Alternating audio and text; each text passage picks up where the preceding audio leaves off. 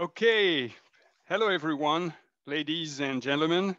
A very warm welcome to you all. My name is Nicolas Lemoine, and I'm in charge of custom programs at HEC Paris. On behalf of the board, the faculty, and all of our teams, we hope you're keeping well during these unprecedented times. As an academic institution, we strongly believe that the current situation lends itself to reflection and that the best way for us to support you is to share the analysis of HEC Paris professors.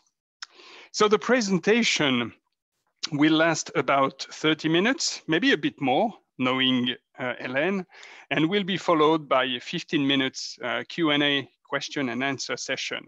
There are many of you today. We will do our best to respond to your questions. So with us today is Helene Musikas, Associate Professor of Strategy in the Education Tract. And this afternoon, Helene, you're going to speak to us about resilience in business. But first, I would like to ask Nicolas Boucater, who would like to welcome you on behalf of the Lebanese community. Nicolas?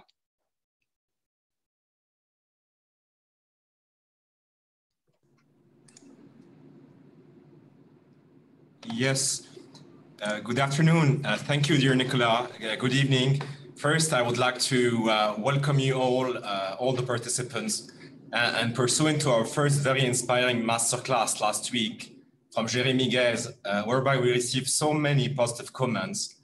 Again, I would like to transmit on behalf of all the Lebanese participating and that participated in the past to these webinars and our alumni, a very more thank you to you, Nicolas, to HEC Executive Education on bringing to the Lebanese community, to the business leaders, the best in terms of education and crisis management.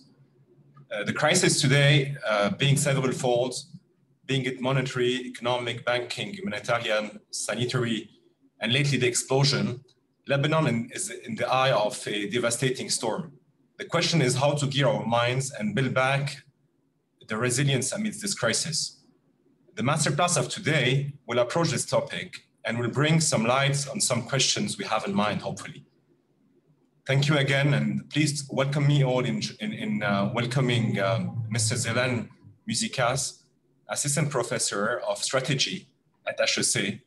Dear Helene, thanks a million for providing us with your valuable time today. The floor is yours. Thank you very much, Nicolas and Nicolas. It's always a pleasure to say Nicolas because I have a lot of them around me. My son is Nicolas, my brother is Nicolas, my uncle as well. So thank you very much for the invitation. When we were preparing this class, we had a little discussion with Nicolas, and he said, be careful because resilience, it's something, it's a word that we hear too often in Lebanon. So I've given it a thought. And actually, I think that what I'd like to talk to you about today is actually much beyond resilience. So in fact, the notion I would like to develop is even more stronger, I would say, than resilience, and it's called antifragility. And this notion of antifragility, and I want to apply it to business, has actually been proposed by a Lebanese American author. And this is how he describes this concept, basically what you see here. Antifragility is beyond resilience and robustness. The resilient basically resists to shocks and stays the same after the shock. The antifragile gets better with the shocks and the shaking, if you wish. So this is what I'd like to develop today, not being very exhaustive, but really insisting on some few elements that can make an organization, an enterprise anti-fragile, and also building upon some work that we've been doing at HEC in the past few years. So if we want to look at, this notion of anti-fragile in more detail, we could look at these curves. I think they're quite interesting. So, we look at the stress. Some systems or some organizations are going to break under stress. They're called fragile. Some are going to be resilient, so they will come back to their initial state. Antifragile is even more ambitious. It's about getting even better after the stress. And so, you know, I have a little question for you just to basically embark you on the topic. And I'd like to ask you, you know, would you like to build an antifragile company? So you can answer. Take a few.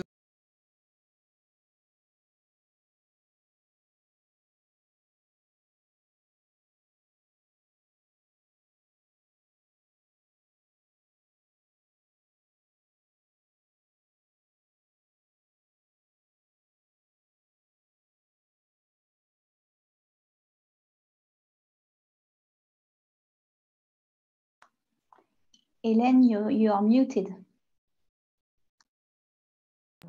Yes, I.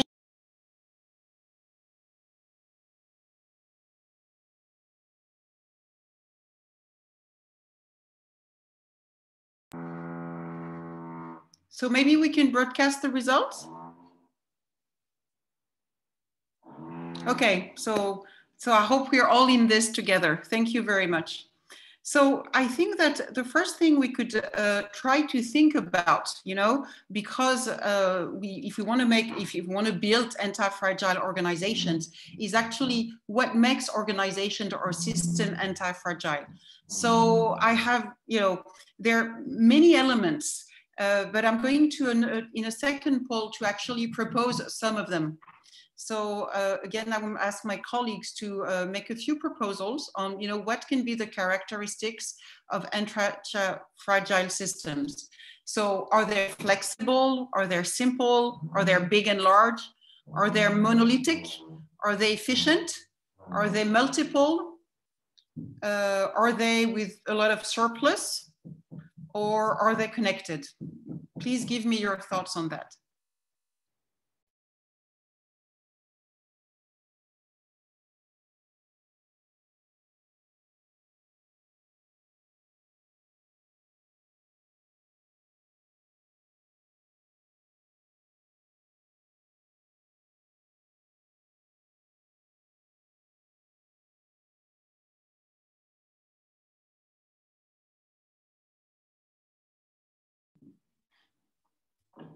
Okay, so again, I will wait for my colleagues to broadcast the results when people have voted.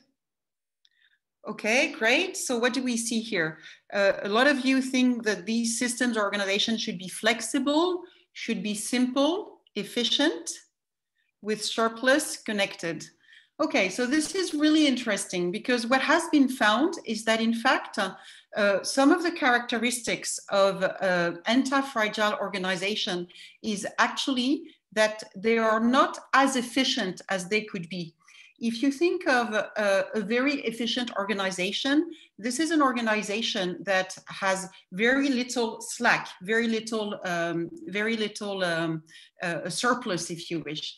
And when a very adverse event arrives, there are no extra resources to actually, you know, basically change things or adapt things. So actually, efficiency is not one of the I would say characteristic of these type of organizations. If you could continue broadcasting the results, I'm asking my colleague if it's possible because I'd like to make a few more comments on the poll. Okay, thank you very much. So efficient is not actually the main characteristic of these topics. Flexible, definitely. Simplicity is actually as well an element of anti-fragile organizations, which means that everything that is, you know, not useful has been taken away.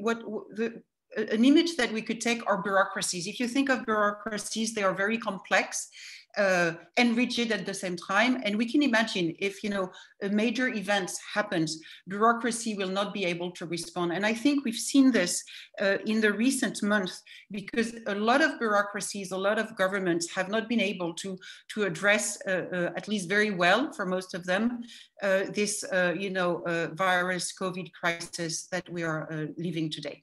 So simple is a characteristic, with surplus is a characteristic, connected definitely, you're absolutely right. And multiple is also a characteristic of anti-fragile organization.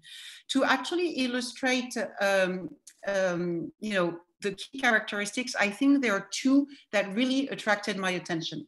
So the first one is the idea that anti-fragile organizations are actually made of smaller parts. Okay, so here we have pictures of cells. Okay, of cells, and these smaller parts themselves are fragile. In other words, it's never something that is very monolithic. These types of systems or organizations are made of smaller parts that can be fragile, that can die under a shock, but at the same time that are able to multiply themselves, just like cells. You know, every day in our body, cells die, but also cells are born, divided to create new cells. So that's one key characteristic of these organizations. So the smaller parts that can actually die when necessary, at the same time, a continuous multiplication in a way of additional parts, which means, so smaller fragile parts, which means that actually these organizations, one of their key characteristics so that they can be, continuously reborn, is that they have developed a lot of options, okay? They have developed a lot of options. They have really prepared from themselves a lot of positive options. So what do we call a positive option? It's an option for the future that has very high probability, to create maybe a small loss for you, and a lower probability of a really great gain, okay? And these organizations, if they have these options, they can really, in the future, adapt well to any kind of stress or many kinds of stress. And so this is actually truly what I'd like to show you today, is how you can, as a leader in an organization, generate for yourself lots of positive options. So again, these options for the future, they are not very expensive. So, if they don't happen, you're not going to lose a lot of money. Okay. And if they actually are, if you're able to make them happen, to materialize, you will have very high gain. And so this is going to be the opportunity for me to really share with you a pretty significant piece of work that we've been doing at HEC for the past few years, trying to help companies, leaders, generate those options for the future. And to me, this is absolutely key. The other elements are also organizational elements, but having those options for the future, whatever the circumstances, is really, truly important. And we're going to see with a few examples how you can prepare yourselves from that. So to actually talk about these and talk about this approach that we have developed with one of my colleagues, Laurence Lehmann-Ortega at HEC for the past few years, I need to explain to you that the way we looked at things was to, so maybe I will just close that, was to look at companies as a sum of business models, okay? And generating options for yourselves for the future in a business is actually thinking of your business models for the future. So basically, in a way, today we have 1, 2, 3, or 4 different business models. We want to have options for the future given, unexpected circumstances. A nice way to look at the problem, okay, and generate all these options is actually start by our existing business models and try to generate potential new ones from them. So to talk about business models, the concept of business model is a pretty recent concept in strategy. I mean, when we say recent in strategy, it means it has, 15 to 20 years. So it's more recent than other tools of strategy. We can say that the business model of a company is just a structured description of how it makes money today. Okay, and so the framework that we currently use, very often, it's a very simple framework. When we try to describe business models, basically we try to describe first, what we sell, to whom, and at what price. In the business world today, this is called the value proposition. I'm sure you're, users of this, this term or this jargon, we could say. This is obviously not enough to describe a business model. So there's another part to it, which is how you do things, everything you have to put in place to deliver your value proposition. In the framework that we use, we call it value architecture. So it's going to be about the factories, the processes that we need to put in place to deliver our value proposition. Of course, those two elements of the business model are very closely linked, one to another. And it's this unique combination that generates, the money that you make, which is basically your economic result. And the economic result in this very simple framework that has three parts, we call it the profit equation. And so when you want to generate options for yourself for the future, what you want to do is invent other business models, okay? And if you look at this, it's pretty easy. If you want to invent new business models, you need to invent new value propositions and new value architectures, okay? And this is basically the work we've done. We have looked at many, many companies that were able to launch new business models that had prepared from themselves those options for the future. And we tried to come up with a recommendation, I would say, for existing companies to help them actually imagine these business models of the future. So if you wish, what I'm going to share with you now, and I'm only going to give a little glimpse of it, is a tool for ideation, helping you populate your portfolio of options for the future. It's really about this. So looking at all these examples, we have put together our methodology. We call it Odyssey 314. Odyssey is the idea that, going and embarking on these new options is not always an easy journey. It can be full of adventures, but some misadventures as well. 3, because we're using this concept of business model in a very simplified way with 3 boxes, basically 3 parts to it. And 14, because we have actually identified 14 directions in which you can actually explore to actually find those ideas and create your options for the future. And 7 of them are related to the value proposition. So it's about finding new value propositions. And 7 are related to the value architecture. So it's about finding new ways of doing things, if you wish. And, if you explore in all these directions, you're going to end up with lots of ideas that you can recombine, in the way you want and create many potential business models for the future. And that would be your options, okay? And to make them positive options, therefore options that are not too costly if they fail, but can have big upsides if they succeed. You want to try those options out in very cheap ways, in a way. That's the whole idea. So I'm going to show you those 14 directions, but of course today I truly don't have time to go around all of them. So I've picked up 1 or 2 that I found were interesting, and I'm going to illustrate them with examples that I thought maybe would raise your interest, or maybe could be relevant for you in your contest. So if we look at the value proposition, the 7 things that we're basically proposing that you do when you sit around, with your team trying to think about the future, are those 7 things. So I'm going to read through them. Okay, the first thing we say is, if you want to invent new value proposition, one thing that you can truly do is try to help your clients reduce some kind of costs that they have. It could be the cost of buying your goods or services. It could be the cost of using them or maintaining them. It doesn't have to be all, but try to find value propositions that, reduce the cost for them. So when you hear this, I know what you're saying. You're thinking, okay, this is very obvious. I do this every day. I mean, she's not bringing anything to the table. And you're right. I mean, this is something that I'm sure you do every day. I think that let's say the interest of this methodology is not in the fact that every single thing is, you know, a major breakthrough. It's really about being exhaustive and generating for yourself a maximum number of options and ideas. So the first one is about trying to reduce your client cost in your value proposition. The second one is also pretty obvious. It's about trying to solve the complications, the hassles, the pains, you know, the different names for your clients. So that's also an easy one.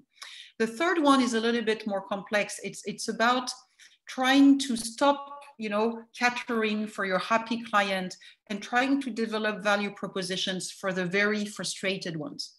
The ones that are not even clients because they know about you, but I mean, about your industry, but they find it very frustrating to, you know, enter your industry. So they don't come. Okay. So it's about defocusing and trying to develop value propositions for those that, you know, say, no, thank you. This industry is not for me. The fourth one is really about moving away. If you are in a functional industry where value propositions are very functional, trying to put positive emotion in your value propositions. And if you're in a very emotional industry, like, I don't know, cosmetics, trying to put functionality into your value proposition. The fifth one is about mixing things. It's about making cocktails. So it's about mixing things that usually don't mix. So industries that don't mix together, or segments within industries that don't mix together. And this one is particularly rich and maybe less obvious, so I'm going to develop this one. The sixth one is about introducing a third party. It's about basically enriching your value proposition with another part for another party than the people that you actually serve today. And the last one is about challenging the way you make your revenue. So let me illustrate a few of these points, okay? I like this one very much because I thought of reconstruction. And this is an illustration of how you can actually reduce cost for your clients. This is actually a company that is based in Chile, I believe. And what they do is they know that, you know, buying a home or renting a home, by the way, but buying one is truly very expensive. And therefore, what they offer is to spread out the cost over time of your home by selling half homes that you see on the top of the picture here. And later on, you know, customers can, you know, complete or not, depending on their needs. The homes you see in the bottom, one is not fulfilled yet, and another one has been completed, and the third one has been completed, and it's in a different way. You can complete your home. So, of course, in your country and in Greece, where I come from, we see a lot of houses that are being started. You know, the first floor and the second floor is never built. So it's basically the same idea, but these houses, they look better. And basically they spread the cost. So that's an illustration of the first direction and the type of, you know, quite innovative value propositions you can find along these directions.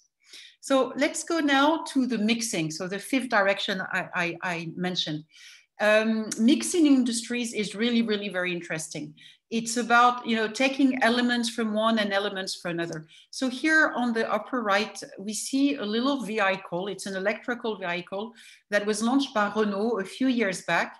It's called a Twizy. So it was not that successful, to tell you the truth. Maybe the pricing is not right, but it's a really interesting physical object that actually mixes two industries. In this case, the motorcycle and the car. So it's a tiny car. It's electrical. It looks a bit like a motorcycle. So this is an example of how you can mix industries. Another one that I found really interesting. So this is actually a startup that I met in Cambridge, Massachusetts, not very long ago. And this is a startup that tries to, you know, bring utilities to remote rural areas in poorer countries.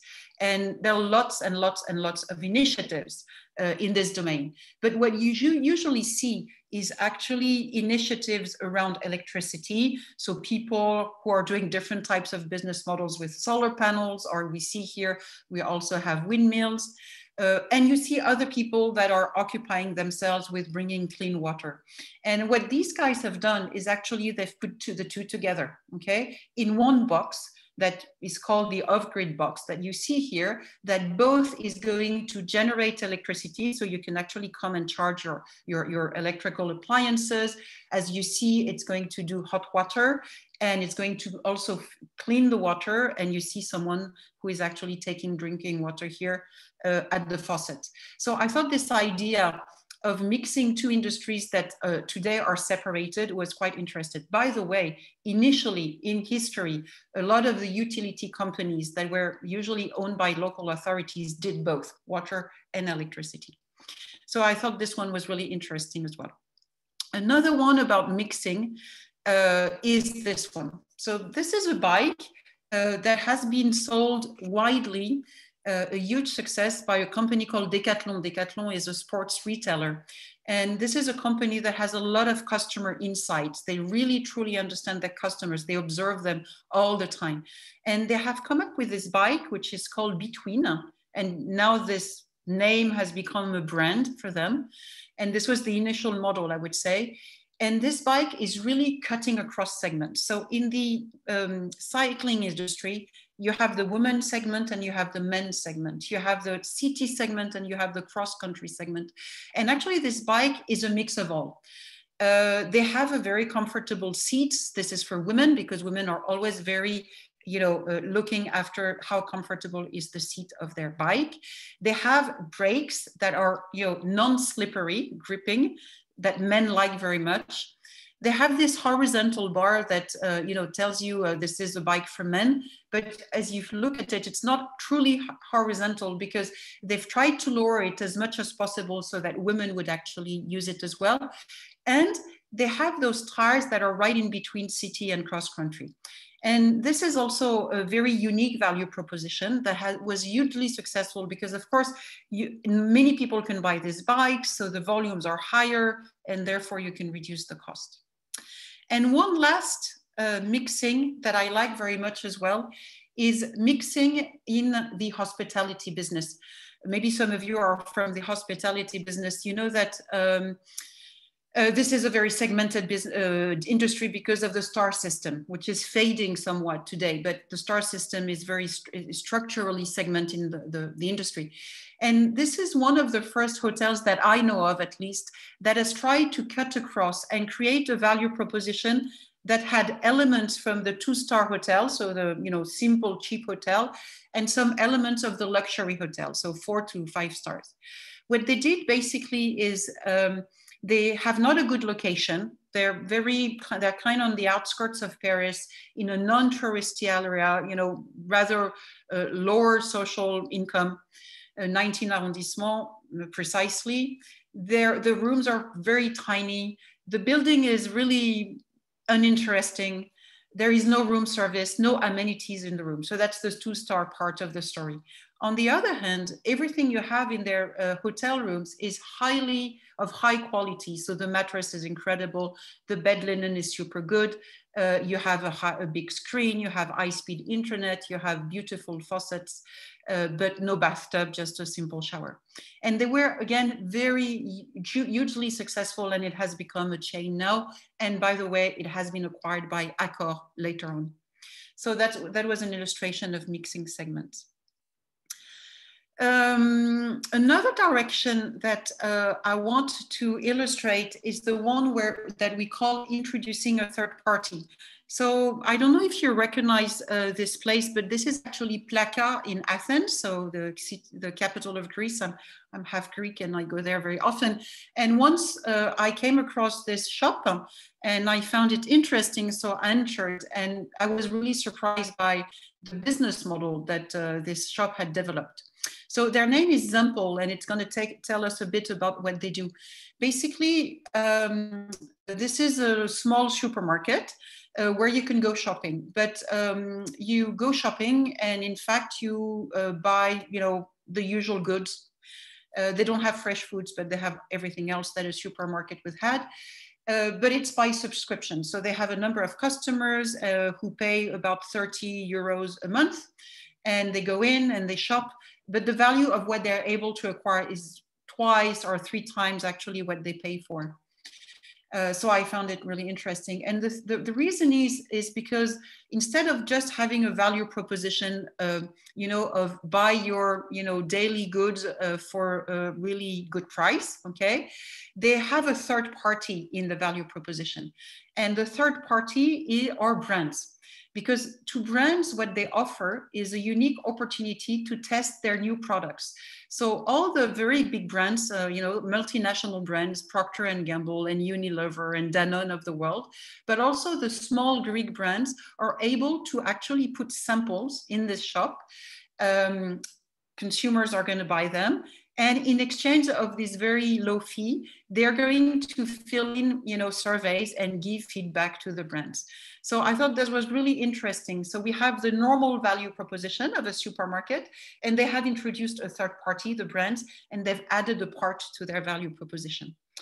So that was an example of what you can do. And the last one that I wanted to illustrate on this front is modifying your revenue stream, really challenging the way you make your revenue today. So we have here the picture of a coffee shop. It's actually a chain of coffee shops in Paris called Anti-Café. It's not anti-fragile, it's Anti-Café. And these people have challenged an industry belief, which is, to make money in a coffee shop, you need to sell a lot of coffees.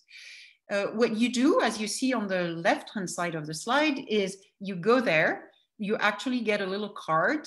You can take as many coffee and some foods as well as you like, and you're going to pay by the time, according to the time you spend in this particular cafe. Okay, so when you leave, you actually they measure the time you spent and you pay. There's a minimum charge, as you see, but that's basically the principle. So you see, this is very courageous because they're going against, an industry rule, trying to challenge the way you make your revenue in this particular business. And the last one I'd like to share with you about this is a school based in California called Lambda School. So Lambda School teaches basically IT, or information systems. And they have also challenged the way schools actually make their revenue, which most of the time is tuition, backed by a loan. So let's watch this video. At Lambda School, we offer a new approach to tuition called an Income Share Agreement, or ISA. There's no tuition upfront. Instead, after you graduate, we'll help you land a high-paying job. Then you'll pay us back with a percentage of your income for a limited time. Here are the 3 basics about ISA contracts at Lambda School. 1, it's not a loan. There's no interest, no down payment, and best of all, no debt. Instead, you agree to share a percentage of your income for a limited time. 2, it scales with you. Once you land a job that earns the minimum amount, you'll pay us back with a percentage of your income as a monthly payment. If your income falls below the minimum, your payments will pause until your income reaches the minimum again. And before you know it, your payments end for good. 3, it ends easy. Your contract is finished once you've completed the monthly payments or reached the payment cap, whichever comes first. In 5 years after graduation, your payments stop, even if you've paid nothing. We're investing in your future. Let's launch your career. Learn more at lambdaschool.com/ISA. Okay, so here we're in front of a school that is challenging, I would say, again, the industry rule of making, revenue for schools. So I find it interesting. So to complete this, I want to give you also a few examples on how you can challenge your value architecture. In other words, the way you do things. So there are many things that you can do. For example, you can challenge your value chain. The value chain is, the activities that you have, chosen to perform. So we have a number of, ways to explore and change your value chain. But the one I really want to illustrate here is, so I'm going to illustrate this point, especially when you think about adding activities to your value chain. This can really, really change your business and, generate new businesses. And then I'm going to illustrate the one that talks about strategic resources. Strategic resources is a notion of strategy that is absolutely key for anti-fragile organization. It's about, I would say, the the very few things that you have been able to develop for yourself, whether it's a brand or it's a capability, or it could be a unique location, something very specific and very unique that you have developed for yourself that makes you different from others and that you can leverage to create actually many new businesses. And so it's absolutely key for companies to actually develop strategic resources and competencies there, because they are a source of many new options for the future and therefore of anti-fragility. So let me first give an example of a company that has really revised its value chain to transform completely its business and find new opportunities for itself. So this company is, it's also, you know, with the trend around sustainability. So this is actually a company from the Netherlands called Deso, and they do carpets, as you see on the left. And, you know, initially they were just a carpet manufacturer. So they would take, you know, thread that they bought, actually, you see it on the left, and they would manufacture carpet and distribute it. And gradually over time, they were challenged in their business. It was difficult, lots of competition. They decided to add activities. So they first added an activity of used carpet collection. Used carpet are a huge, environmental issue. And therefore they started collecting used carpets and added another activity, so a fourth one, by which they could shred those used carpets, taking the top and taking the bottom and creating two new materials, okay? And then they were able, with these new materials, changing the recipe to manufacture thread and carpets again, okay? And doing this, they ended up with a value chain that you see, which is circular, going from the raw material to the raw material, which changes very significantly your opportunities in business, of course. So that's an example how you can manipulate your value chains. You can add, you can retract, you can change things. The one I really want to illustrate is this idea of strategic resources and building upon them. So I don't like so much to talk about, you know, those big American companies that, you know, we're talking about all the time. But here, I think I have to quote Amazon, because Amazon is remarkable in many ways, but it's particularly remarkable because as a company, it has been able over the 20 past year to generate a lot of different businesses, always from the strategic resources they built from themselves. So you know that they built an incredible website and a large database of clients. And from that, they have generated the business of marketplace. So opening this website and this client base to third parties.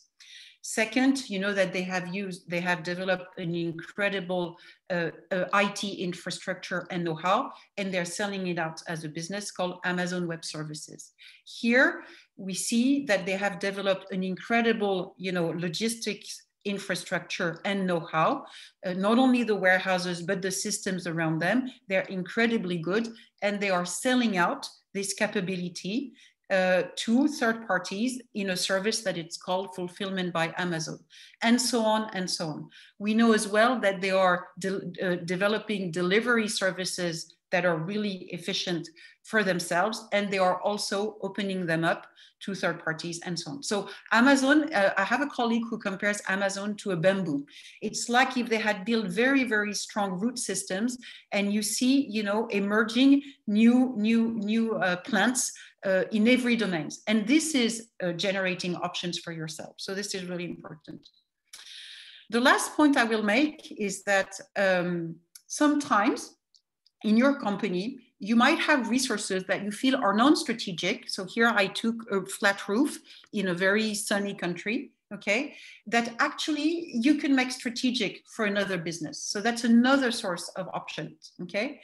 So if we think of a flat roof, you know, you can probably think that you can do a bar, you know, you could open a restaurant, so you could put solar panels on top, you could open a sports club, you could open, you know, you could do different things. So I'm going to give you two examples of what you can do with a flat roof, starting as something that is non-strategic. So the first thing you can do, and I'm sure a lot of you have thought about it, is to grow, you know, plants, vegetables. So we have here in front of us a company called Bright Farms from the US.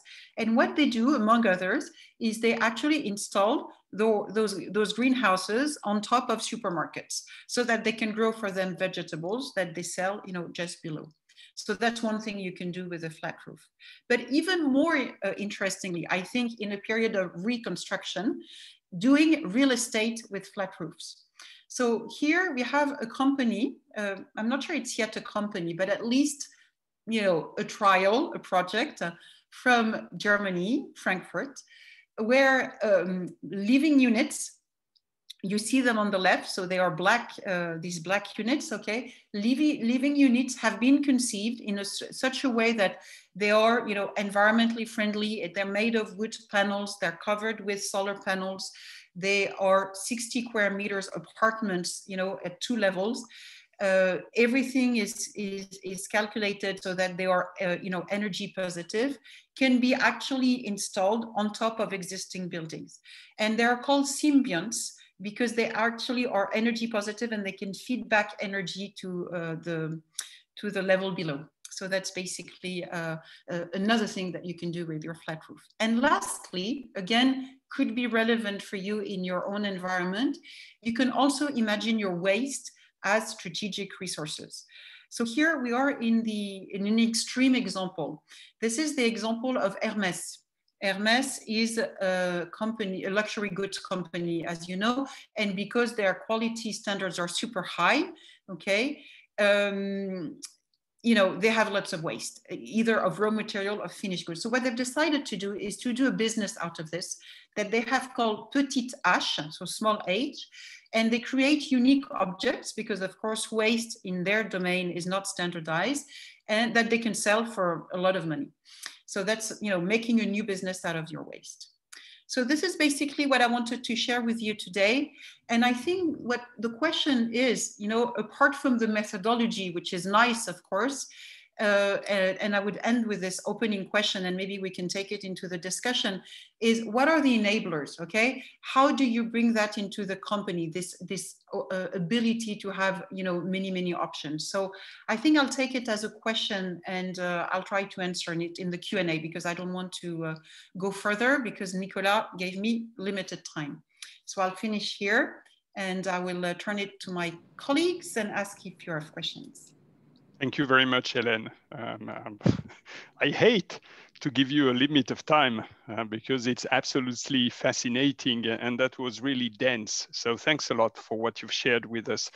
We've got a first question, which is, according to me, really interesting. So how would you practically implement your approach, the so-called business model reinvention in a company? How would you proceed? Okay, so thank you, Nicolas. So what I would do, basically, what we always recommend is, first of all, it's not a one-person exercise. It's a collective exercise. So I would do it with several people around the table. And I would make sure that the people around the table have different, potentially conflicting points of view on what are the trends, what are our customer insights, what are our strategic resources, so that your diagnosis is richer. So, 5, 6 people around the table, okay, different points of view. You can take people from the inside, you can take your customers, you can take, I don't know, people that you trust, and do just a brainstorming exercise. Brainstorming, when we want to have efficient brainstorming, it's always recommended that we do it short, not too short, not too long, but not more than 2 hours, and we do it in a structured way. And I would say that those 14 directions I showed you is a way to structure the brainstorming. Okay, thanks for that. And I'm going to share with you a sort of confidence. I'm a very negative person. Yeah, mm-hmm. I see very easily what's negative in an idea, and I'm very interested because you spoke about positive options. Mm-hmm. So I'm very interested to listen from you how in a business we could secure for our company some positive options. Okay, so yes, I think that one of the messages of today is you need to have more than one option. Okay, you need really to populate your portfolio.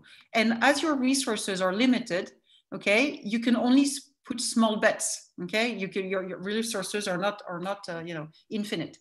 And so all companies that really want to generate those options for themselves because they see beyond, they prepare for the future, they want to be anti-fragile and resist and survive and thrive actually with adverse events, are faced with this problem. So the one answer that we can give, which is to develop these options early on through experimentation.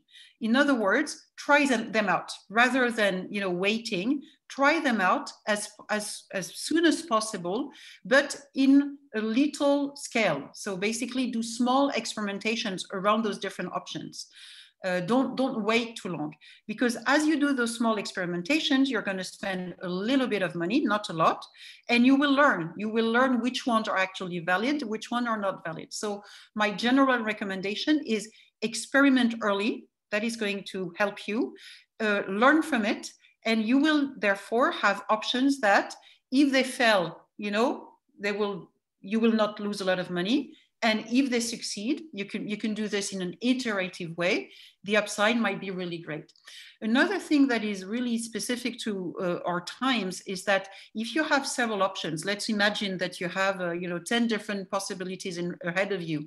It's very, very difficult to pinpoint the ones that will be big and the one that will be small. For me, it's like playing this game called Battleship.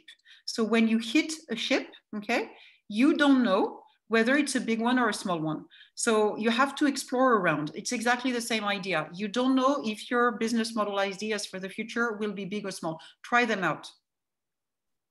And find ways to experiment them cheaply and fast. That would be my answer. Okay. Well, thank you very much for that. We've got a question of Buden.